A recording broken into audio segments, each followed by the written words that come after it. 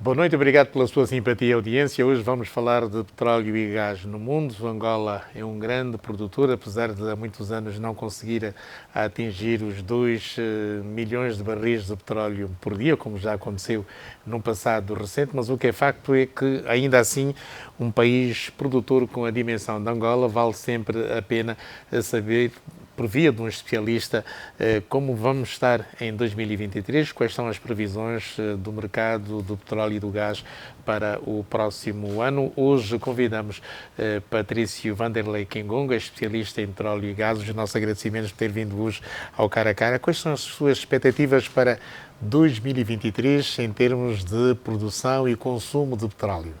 Boa noite, amigo, caro. Boa noite, telespectadores. É um prazer estar aqui nesse programa consigo. As expectativas são boas para 2023. A indústria de petróleo e gás foi relançada agora recentemente com a invasão da Rússia na Ucrânia, que veio colocar na mesa a importância que o petróleo tem na indústria global e na economia também internacional.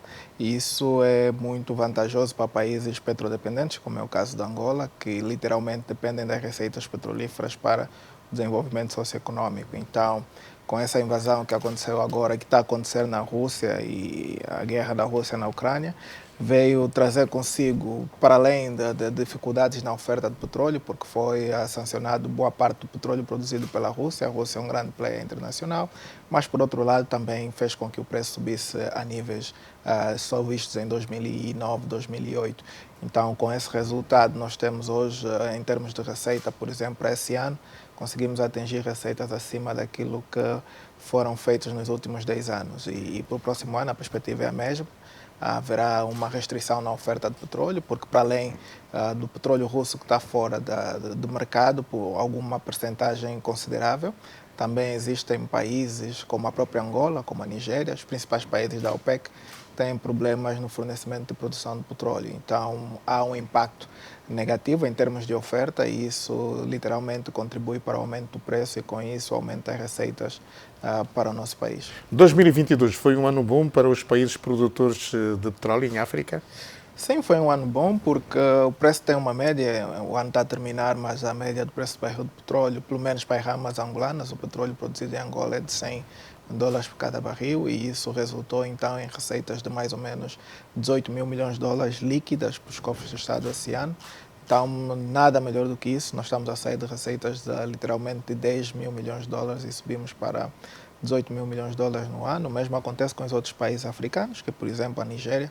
A Argélia tem uma produção consideravelmente maior do que a nossa em termos de receitas que vão para os cofres dos Estados e o cenário é similar, né? 2022, fruto da invasão da Rússia na Ucrânia e também fruto da reabertura da economia depois de ultrapassar-se então mais de 80% das infecções de Covid-19, o resultado tem sido positivo em termos da economia global e principalmente para os países produtores de petróleo, que é o caso da Angola.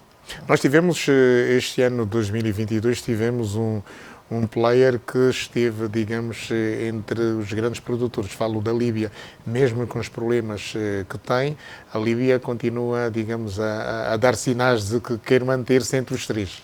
Sim, na verdade a Líbia tem um grande potencial. O que impacta negativamente na produção da Líbia são os conflitos políticos internamente entre os líbios, mas em termos de reservas, a Líbia tem reservas, por exemplo, maiores que as reservas da Angola, tanto de petróleo como de gás.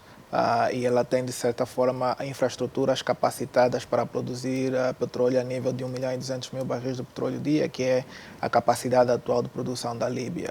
O que aconteceu é que, por exemplo, no mês de outubro, agora no mês de setembro, a Líbia produziu mais petróleo, inclusive, do que a Angola e a Nigéria, porque ela está, de certa forma, a pausigar os conflitos internos e hoje já consegue produzir mais petróleo do que aquilo que era esperado. Então, a Líbia é um player significativo de África e é um membro da OPEP também que deve ser tido em conta. A OPEP prevê que em 2023 a procura de petróleo chega aos 102 milhões de barris de petróleo por dia, com fortes aumentos na China, na Rússia e também na Índia.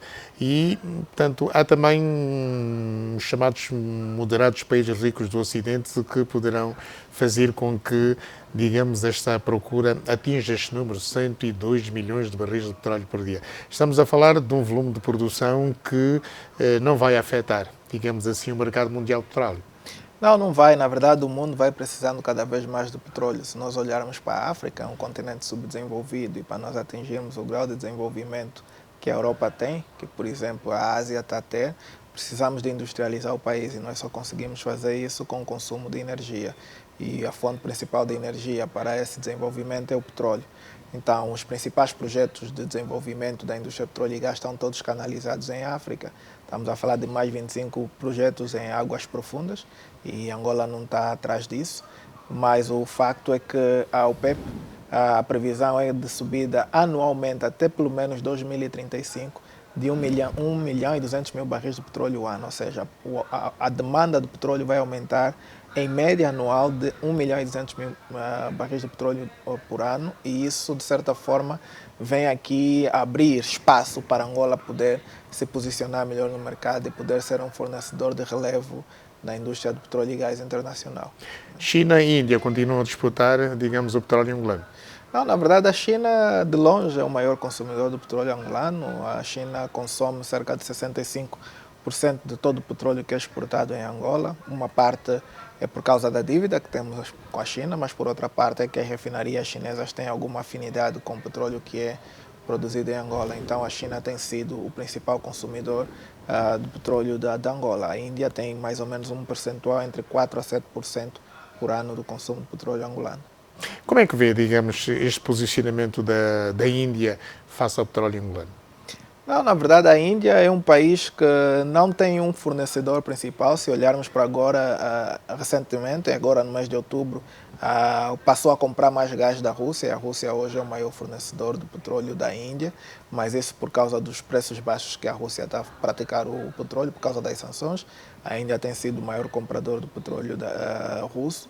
Mas também o Brasil também fornece petróleo na Índia, ou seja, a Índia é um país que procura um fornecedor que lhe garanta o crudo ao preço mais barato, né? Angola não tem sido este fornecedor e, aliás, nós não temos também uma grande capacidade de oferta, porque só a China fica com 65% do nosso petróleo e devemos lembrar que existe aqui uma partilha da produção entre o Estado e as empresas petrolíferas. Boa outra parte dos remanescentes, 35% do petróleo que é produzido em Angola, faz parte do petróleo lucro das empresas. As empresas depois exportam petróleo para as suas refinarias. Dr. Patrício Kingon, como especialista em petróleo e gás, falemos um pouco sobre o que foi o desempenho, digamos, da indústria do petróleo de Angola em 2022, sendo certo que Angola organizou uma série de eventos no âmbito da sua presidência da Associação de Países Produtores de Petróleo no continente africano. O que é importante ressaltar em relação, digamos, este ano de 2022 que agora termina? Olha, o ano de 2022 foi um pouco difícil para a indústria global do petróleo, apesar dos indicadores principais, o preço estar alto, né? Mas Angola registra um período muito difícil e eu posso até afirmar que nós estamos na pior época do nosso setor petrolífero, porque para além do declínio da produção que nós estamos a vivenciar, e por exemplo entre 2020 e 2021 o declínio foi de 12%, mas há dificuldades regulatórias em relação à própria lei do conteúdo local que foi criada, que é nesse momento um handicap para o setor todo, porque ainda não conseguimos reagir à legislação que saiu, mas por outro lado também a reorganização que foi feita no setor em 2018 também tem impactado negativamente a própria indústria, porque ainda continuamos a ter algum conflito de interesse. As empresas puderam trabalhar de forma afincada no sentido de travar o declínio da produção. Estamos a falar que, por exemplo, esse ano a produção, em vez de cair, aumentou 2% até o mês passado, que é o mês de setembro, de outubro, mas infelizmente a produção já volta a cair novamente entre esses últimos 2 meses e nós estamos a pegar uma estagnação da produção, ou seja, nós estamos hoje com uma produção de 1 milhão e 149 mil barris de petróleo média em 2022. E isso não é favorável para a nossa indústria, tendo em conta o impacto que o petróleo tem na nossa economia. Nós estamos a falar que o petróleo representa cerca de 65% das receitas arrecadadas pelo Estado e cerca de 97% do produto que é exportado a nível nacional. Então, nós estamos a falar que o declínio da produção, por exemplo, esse ano nós estamos em perda, se compararmos com os níveis de produção de 2016, nós perdemos mais ou menos 10 mil milhões de dólares por ano com o declínio da produção. E esse é um fator muito impactante, que impacta negativamente a nossa indústria, mas esforços estão a ser feitos para que se possa aumentar a produção, mas a verdade é que se nós não tivermos descobertas de grandes volumes de petróleo, nós não vamos conseguir chegar aí. Mas onde é que está a raiz do problema? A raiz está que nós, por exemplo, ficamos há cerca de 12 anos sem fazer exploração de petróleo. A Amilcar, nós, por exemplo, em 2017 não se perfurou nenhum único poço em Angola. Isso é inaceitável porque o petróleo é um recurso não renovável, ou seja, nós devemos substituir as reservas que produzimos e o petróleo que nós produzimos devemos repor. E essa reposição só é feita quando nós exploramos, quando nós fizemos novos poços, quando nós procuramos mais petróleo. E Angola ficou adormecida durante 12 anos sem fazer isso. E qual é o potencial das nossas reservas de petróleo? As nossas reservas são muito baixas, né? Isso é um alerta que nós temos que ter atenção. As reservas de Angola são muito baixas. Nós estamos a falar em 12 bilhões de barris de petróleo que foram descobertos aqui em Angola, mas esses 12 bilhões foram descobertos mais ou menos até 2009, que foi a última descoberta de referência em Angola. E nós já consumimos mais ou menos 5 bilhões de barris. E nós temos produção para até esses níveis de 1 milhão de barris para mais 5 anos. Significa que nós precisamos de explorar mais, precisamos repor essas reservas. Nós sabemos que o impacto que o petróleo tem na nossa economia, daí que é inaceitável nós estarmos a passar por esse período e ficar 10 anos sem fazer exploração, porque nós deveríamos garantir a produção dos próximos anos e infelizmente não fizemos. E mesmo que nós façamos uma descoberta, por mais grandiosa que seja, hoje nós vamos ter que levar mais 7, 8 anos para poder colocar essa produção nas linhas de exportação da Angola. Ou seja, nós nesse momento temos que trabalhar fortemente com os campos marginais, que são aqueles pequenos remanescentes de petróleo que temos nos diversos campos, para poder atenuar esse declínio e esperar uma grande descoberta, por exemplo, na bacia do Namibe, em que a Exxon ficou com 4 blocos, e rezar para que nós consigamos ter aí uma reserva, uma descoberta considerável para que nos próximos 8 anos consigamos então alavancar a nossa produção e voltar aos níveis de produção anteriores. O potencial continua a ser grande. Angola continua a ser um país inexplorado em termos de recursos petrolíferos. Não só Angola, como os outros países africanos. Nós temos cerca de 7, 8 bacias, mas nós exploramos apenas uma bacia e meia. Ou seja, há um percurso, há um trabalho muito forte que deve ser feito a nível da exploração. Nós precisamos ter acesso e conhecer o nosso potencial geológico, porque isso até ajuda a nós a definirmos a nossa economia nos próximos 30 a 40 anos. Bom, isso obriga-me, em função do que disse, obriga-me a colocar uma questão em relação ao conteúdo local. Nós já temos legislação há cerca de 2 anos. Como é que está a cadeia de produção, digamos, se quisermos falar em conteúdo local? A nossa cadeia de produção interna é quase inexistente, né? Quase inexistente. Nós devemos ter noção que desde 1978 que nós viemos lutando com essa questão do conteúdo local e, para ser sincero, o conteúdo local foi o maior problema, é a coisa que nós nunca poderíamos deixar de parte. Porque se nós olharmos, por exemplo, para países como a Líbia, a Argélia e a Nigéria, que são países africanos, que são os nossos concorrentes, se vamos assim dizer, esses países todos, as empresas petrolíferas nacionais que produzem petróleo, têm capacidade de produzir e, por exemplo, eles conseguem oferecer serviços a nível de 80% na indústria, 70%. Tu vais para a Argélia, as empresas que prestam serviço são argelinas, vai na Líbia, são líbios, vai na Nigéria. A Nigéria, inclusive, as empresas nigerianas em conjunto conseguem produzir cerca de 460 mil barris de petróleo dia. E nós aqui em Angola, a Sonangol produz menos de 2% da produção. E depois temos a Somoil, que também produz cerca de 1% da produção. O combinado das duas empresas são 2%. Então, a nossa capacidade de oferta a nível de produção de petróleo é muito baixa. E depois isso recai para a prestação de bens e serviços, que é aí onde acentua principalmente o conteúdo local, que é praticamente inexistente. Ou seja, nós não conseguimos criar uma solidez na capacidade das empresas angolanas e do cidadão angolano prestar serviço e trabalhar na indústria petróleo e gás. Então, em termos do conteúdo local, os bens e serviços, digamos, disponíveis ainda são muito escassos? São muito escassos e continuarão a ser escassos, tendo em conta o regime regulatório que nós temos em Angola, que não favorece o crescimento do próprio conteúdo local. E, aliás, como eu disse, desde 1978 que nós tentamos regular o conteúdo local, mas sempre de forma ineficiente. Nós temos cerca de 10 leis em Angola que tocam na questão do conteúdo local, mas nenhuma delas conseguiu trazer resultados palpáveis. Nós não temos números, não temos estatística em relação ao conteúdo local.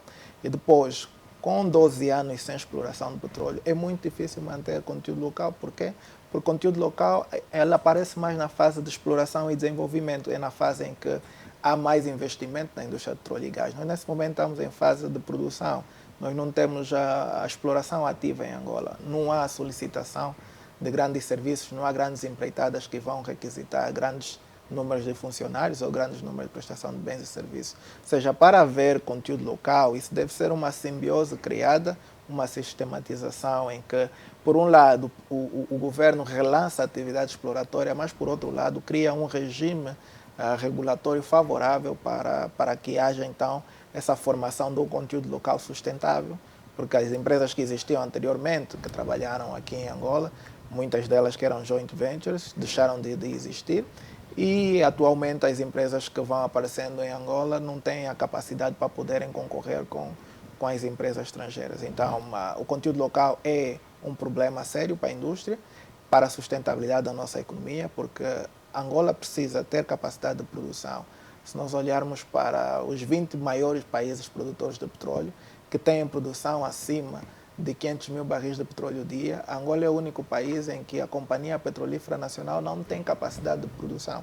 E isso é um risco muito elevado, porque 98% da nossa produção é feita por empresas estrangeiras, e nós estamos a vivenciar agora o exemplo da Ucrânia, né, a guerra da Rússia na Ucrânia, a sanção que a Rússia levou hoje de não poder exportar o petróleo para certos países, principalmente do Ocidente.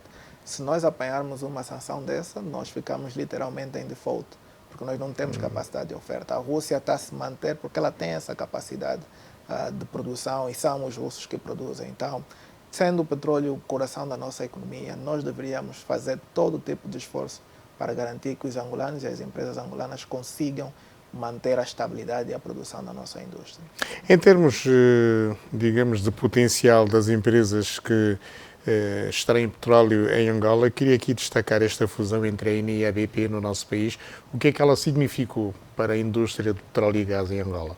Bem, nós continuamos, de certa forma, a transformar essa transformação, se posso assim dizer, entre a Eni e a BP, porque pode representar algo positivo ou algo negativo. Depende da visão que a empresa tem, mas também depende das oportunidades que vão ser criadas para o próprio país. Por exemplo, a Eni e a BP, nós temos as duas empresas aqui em Angola, em termos de referência para o setor e para o posicionamento da Angola a nível da indústria internacional, era muito interessante. Mas como nós sabemos que há agora a questão da transição energética e há, de certa forma, pressão por parte do Ocidente em termos de investimento no setor petrolífero e nos recursos fósseis, acho eu que foi uma estratégia que as empresas encontraram no sentido de continuar a explorar petróleo, mas sobre um outro nome, né? Usam o nome Azul Energy para poder desenvolver essa atividade. Mas a empresa tem um grande potencial, tanto a Eni e a BP representavam menos de 10% da atividade petrolífera em Angola. Ambas combinadas hoje representam cerca de 26%, 27%, e hoje já são a segunda empresa mais valiosa em termos de ativos na indústria de petróleo e gás, depois da Total. Então é um grande desafio, vamos esperar com que essa empresa consiga, de certa forma, se posicionar na indústria. Em termos de exploração, foi a empresa que mais exploração fez entre os anos 2021 e 2022. E vamos esperar que assim continue, que ajude, de certa forma, a estabilizar a indústria, porque a empresa hoje é, de certa forma, independente.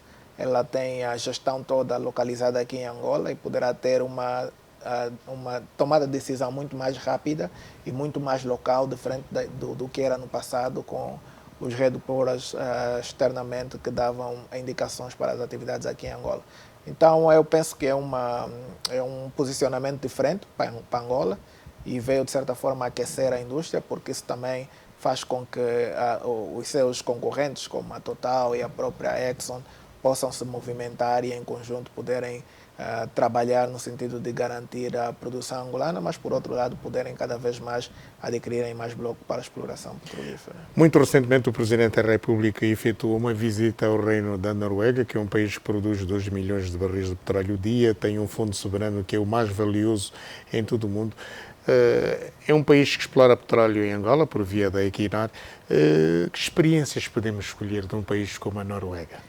A Noruega é, de longe, dos melhores países que nós podemos escolher a experiência. E a Noruega, digo aqui que desde 1989, que procurou manter uma relação mais estreita com a atividade petrolífera em Angola. Na verdade, daquilo que eu já pude abordar com as autoridades norueguesas, a Noruega queria, de certa forma, replicar o que eles fizeram na Noruega aqui em Angola. Daí que, por exemplo, a atividade da Equinor aqui em Angola, mesmo sem ter operado nenhum único bloco aqui em Angola, é a segunda representação em termos de ativo e de barris, em posse de barris da empresa, comparado com a Noruega. Ou seja, eles sempre tiveram uma vontade de trabalhar mais aqui em Angola. E não fizeram porque não se encontrou caminhos viáveis para isso. Então, a visita do Sr. Presidente da República à Noruega vem aqui abrir uma nova janela, e até encontra-se numa boa fase, porque está na fase de transição energética, em que as empresas precisam fortificar as relações, os Estados precisam fortificar as relações no sentido de poder continuar a atividade exploratória, mas, de certo modo, garantir também com que haja uma produção mais amiga do ambiente. Então, eu acho que por exemplo, a experiência que nós podemos ir buscar a nível da construção de infraestruturas na indústria, e o Sr. Presidente visitou a Aker Solution, que é uma grande empresa de construção de infraestruturas e de serviços também tecnológicos para a indústria de petróleo e gás. E depois, a nível de produção, por exemplo, a Equinor é uma empresa que pode ser referência para a própria Sonangol.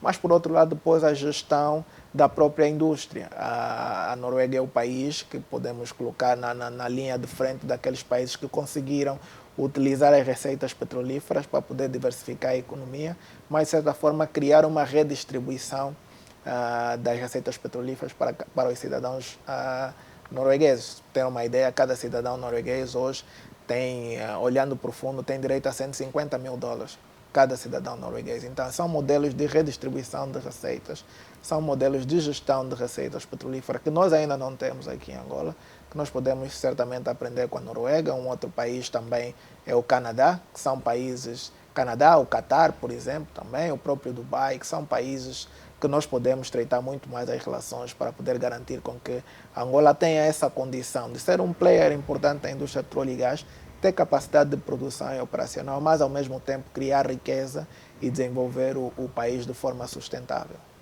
Nós há pouco falamos aqui das previsões da OPEP para 2023, que prevê a procura de petróleo chegar aos 102 milhões de barris de petróleo. Em termos de consumo, quais são as previsões da OPEP para 2023? Não, o consumo está muito apertado com a demanda. O consumo está a rondar mais ou menos os 101 milhões de barris de petróleo dia. Na verdade, o consumo vai aumentando porque, pelos fatores que eu já havia avançado, que é a questão da necessidade de desenvolvimento econômico de várias regiões, a China e a Índia, que vão, de certa forma, tornando-se os parques industriais do mundo, vão cada vez mais consumindo mais energia, então isso garante um maior consumo. E fora isso, a questão da necessidade das reservas estratégicas. E essa leitura que nós precisamos fazer. A indústria do petróleo está a renascer novamente com essa invasão da Rússia na Ucrânia. Os países precisam poder defender-se melhor desses impactos negativos que há no setor energético, que, por exemplo, a Europa hoje vive uma crise porque não tinha uma base sólida de defesa sobre esses recursos. E olha que a Europa não tem reservas de petróleo nem de gás consideráveis, né? Reservas da Europa toda inferior a 10% das reservas totais do mundo. Então, nós em África nós temos esse potencial de ter essas reservas, temos reservas de petróleo, precisamos de uma liderança para poder garantir com que a África consiga explorar da melhor forma esses recursos e poder garantir receitas para o desenvolvimento nesses países. E acho que aí é um local onde Angola pode ter um papel fundamental nisso. Porque nós falamos da Líbia, falamos da Argélia, falamos aqui da Nigéria, mas Angola é um país estável no seio desses países. Vamos colocar a Argélia como parte da África branca, mas a Líbia e a Nigéria, principalmente, são países com muitos conflitos internos. E depois nós olhamos também para a demografia nesses países. A Nigéria tem uma população 4 vezes maior do que Angola, se não 5. Então, nós temos aqui um potencial muito grande. Nós temos, em termos de capacidade de mão de obra, temos mão de obra capacitada angolana, temos alguns angolanos já capacitados e temos uma média de idade ainda interessante dentro da indústria de petróleo e gás, mas precisamos de uma liderança.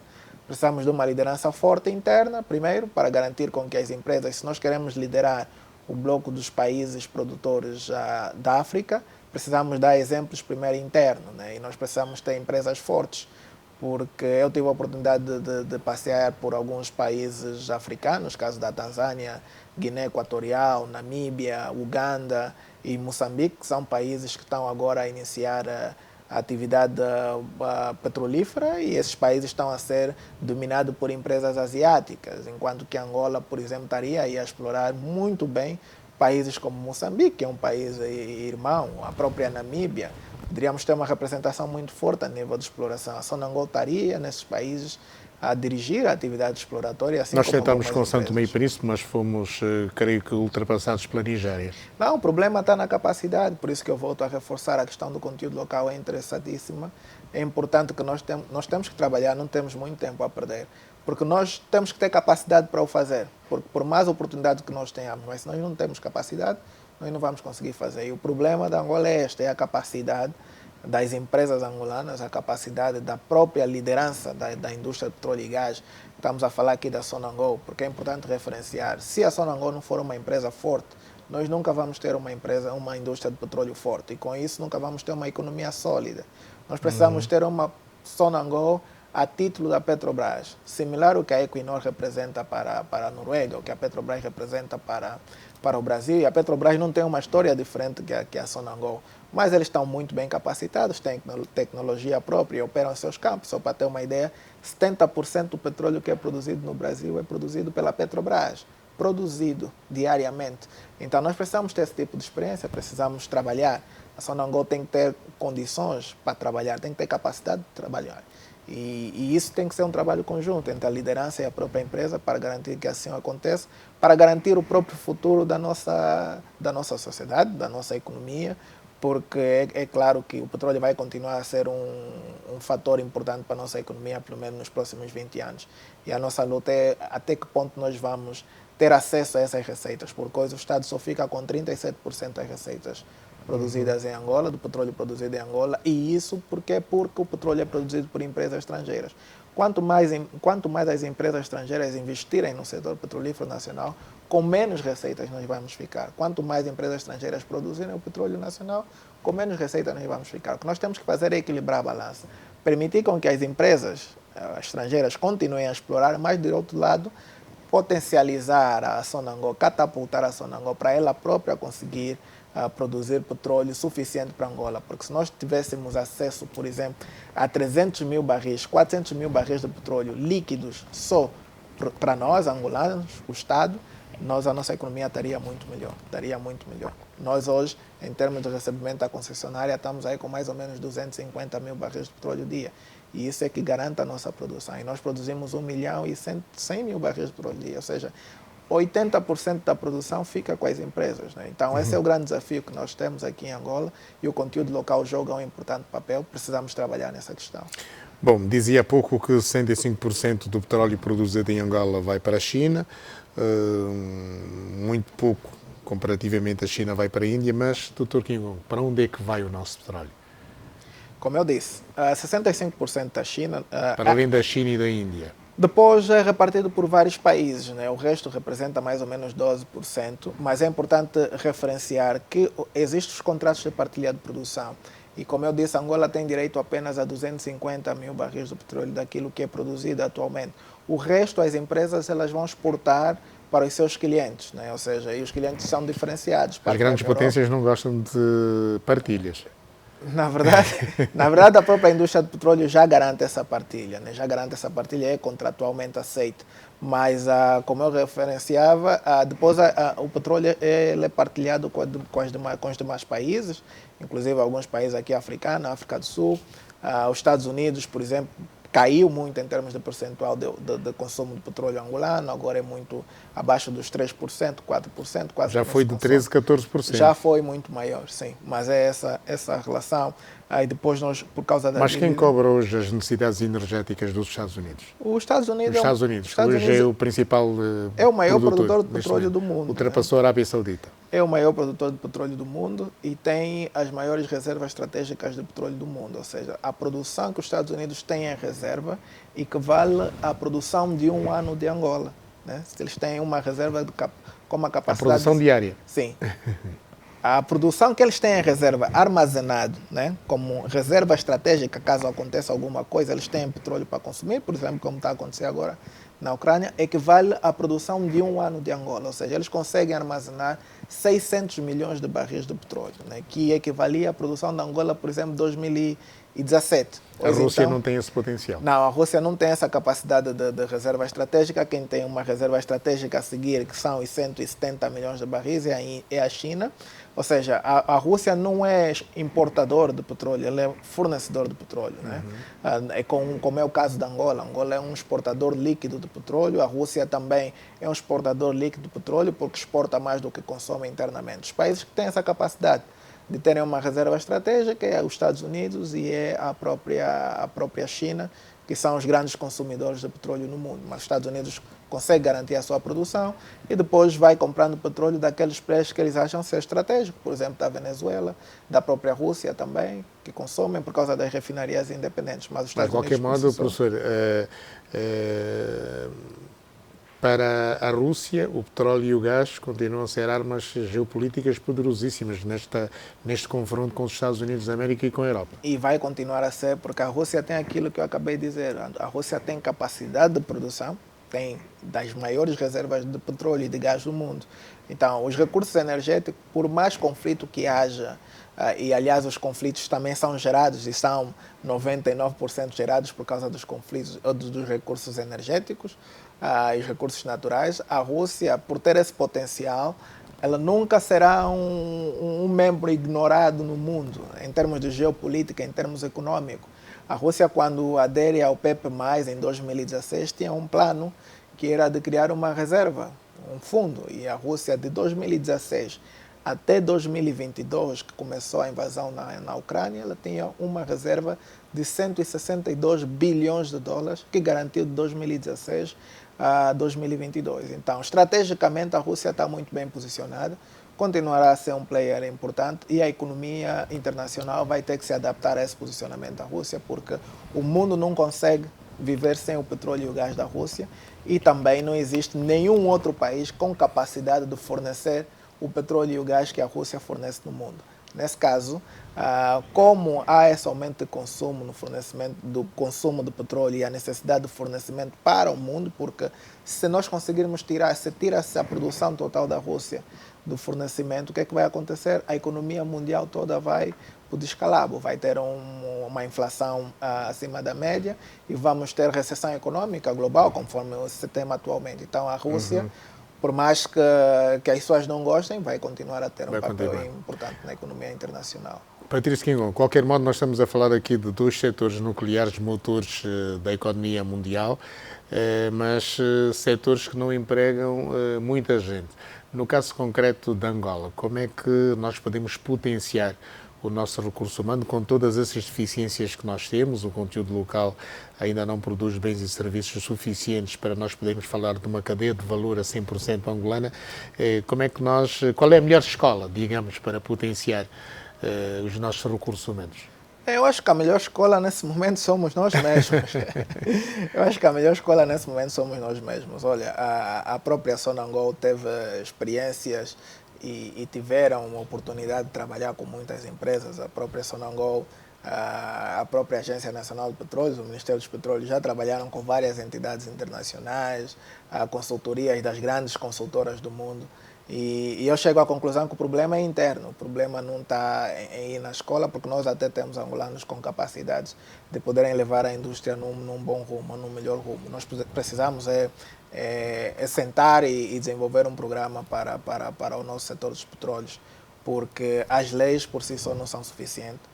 Olha que nós demos um salto muito qualitativo em termos de regulação em 2018, com a criação das 5 novas leis que foram promulgadas pelo Presidente da República assim que entrou em funções. São leis importantíssimas que estão até a garantir com que haja um bocadinho mais de exploração em Angola.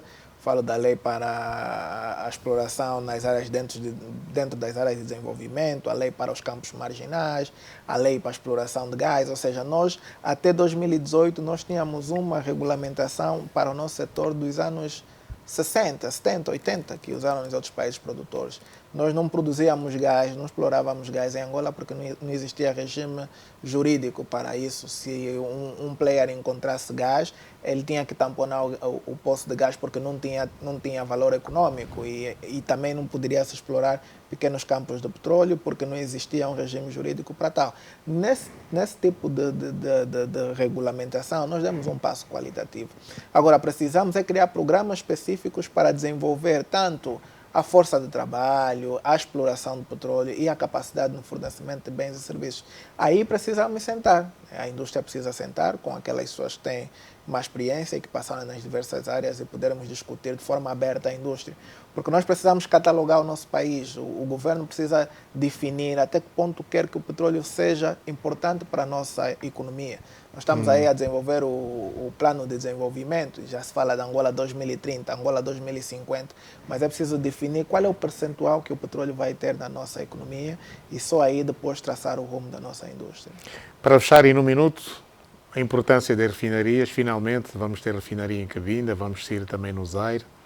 Já vem tarde, as refinarias são necessárias e é uma garantia de sustentabilidade econômica para Angola, sustentabilidade energética e também de segurança energética. Nós devemos avançar com as refinarias o quanto antes para nós podermos garantir um desenvolvimento socioeconômico sustentável no país e com isso despertar o resto da indústria petroquímica. Né? Precisamos começar a desenvolver a atividade petroquímica em Angola para garantir matéria-prima para outras indústrias e aí nós ajudarmos a diversificar a economia. E, aliás, a política do conteúdo local, se for usada como um instrumento para diversificar a economia e industrializar o país, nós podemos ter avanços muito significativos em Angola em menos de 10 anos. Só precisamos pegar a política do conteúdo local, colocá-la em todas as atividades, não só no setor dos petróleos, como na construção, na agricultura, nas parcerias público-privadas, e isso vai garantir com que nós consigamos industrializar o país em pouco espaço de tempo. Muito obrigado. Assim falamos da matéria-prima mais procurada no mundo por ricos e pobres. Patrício Kingongo, muito obrigado por ter vindo ao Cara a Cara. Muito obrigado. Esta foi a conversa com o especialista em petróleo e gás, Patrício Kingongo. Aqui pela primeira vez no Cara a Cara. Nós voltaremos na próxima semana. Foi um prazer, certamente correspondeu à sua expectativa. Boa noite.